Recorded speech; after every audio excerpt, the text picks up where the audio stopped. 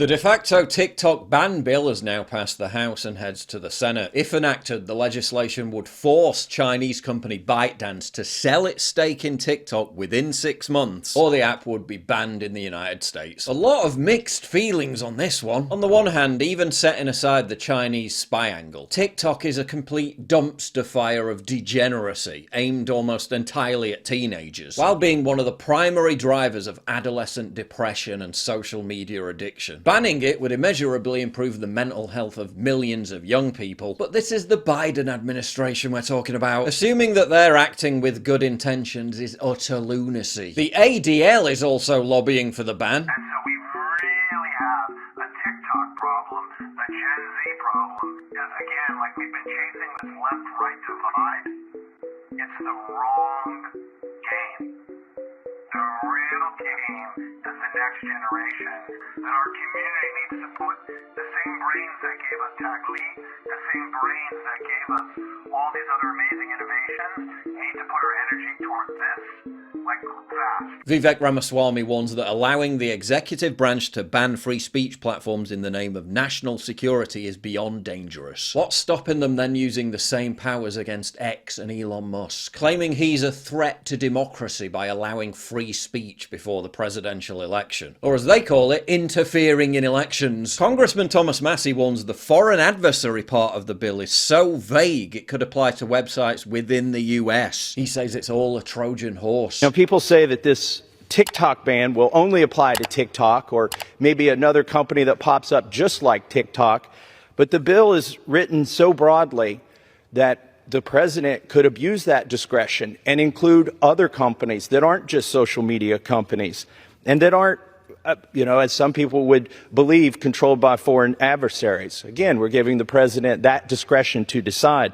whether it is controlled by a foreign adversary. Glenn Greenwald goes even further. China is the scary foreign pretext used, just as invoking scary Russia has been by liberals, to seize control of the internet across Europe and the US. Lead sponsor of the TikTok bill, Congressman Mike Gallagher, let slip that one of the main concerns was people getting access to news coverage from non-legacy media outfits. Foreign adversary control of what is becoming the dominant news platform for Americans under 30.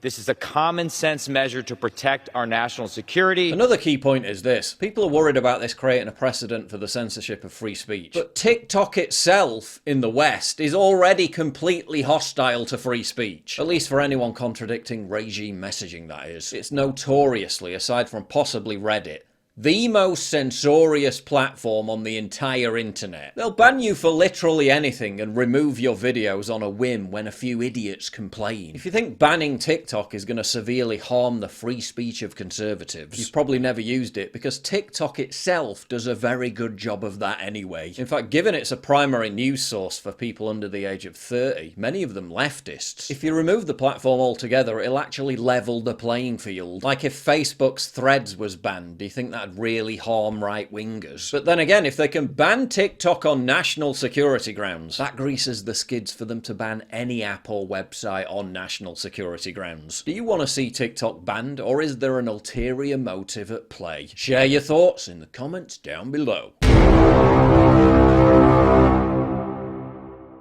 If you value what I do and you want to help support me, please visit pauljosephwatson.locals.com and either pledge a one-time donation or subscribe to join my community, get early access videos, and message me directly. And exclusive live streams coming soon too. Promise. Check out the Locals link down in the description. And don't forget to take a look at the brand new website modernity.news. That's where you'll find all my content, including exclusive articles. That's modernity.news.